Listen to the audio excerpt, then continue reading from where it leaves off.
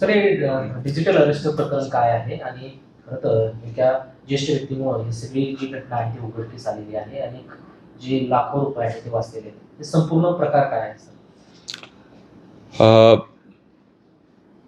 मागे एक वडील आणि पुत्र ते आमच्याकडे मीट द CP कार्यक्रम जे सोमवारी होतो त्यामध्ये आले होते. त्यांनी ही गोष्ट आम्हाला सांगितली.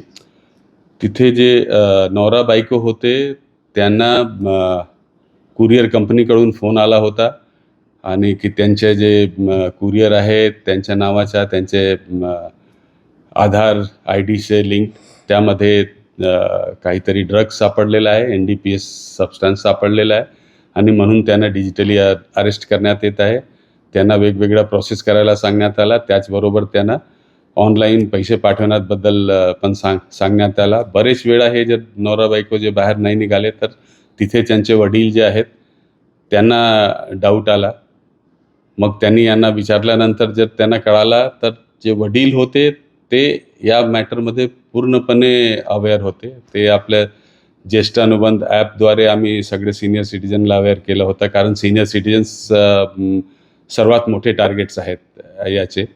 त्याचबरोबर व्हर्च्युअल टाऊन हॉल मध्ये पण आपण सगळ्यांना सांगितलं होतं आणि त्यांनी आपले सायबर पोलीस स्टेशनची अवेअरनेस कार्यक्रमामध्ये पण सहभागी होते. त्यांचे लगेच लक्षात आला आणि जे नवरा बायको त्यांचे पुत्र होते त्यांनी ऑलरेडी प्रोसेस सुरू केली होती.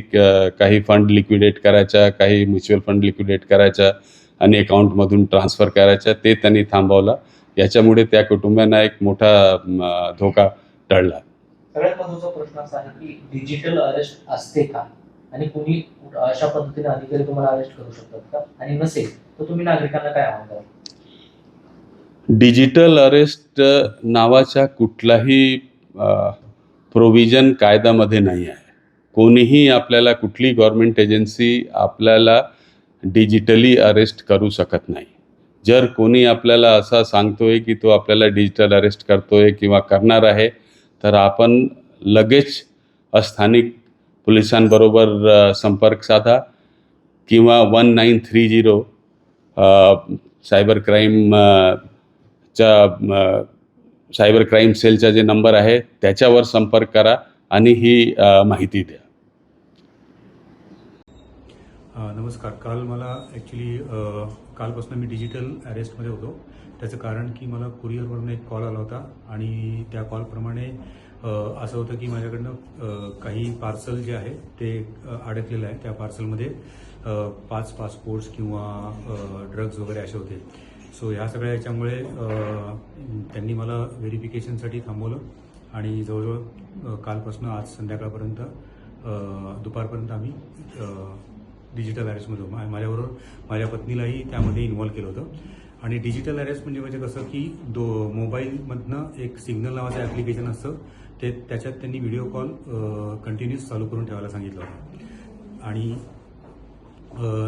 नशिबाने मी दुसऱ्या दिवशी जेव्हा त्यांनी माझ्याकडनं फायनान्शियल डिटेल्स मागितले आणि काही फायनान्शियल व्हेरिफिकेशनसाठी तुम्हाला ते ट्रान्सफर करावे लागतील असं सांगितलं, ती शंका आल्यामुळे मी थोडंसं घरी तो विषय मांडला त्यांच्या अपरोक्ष म्हणजे.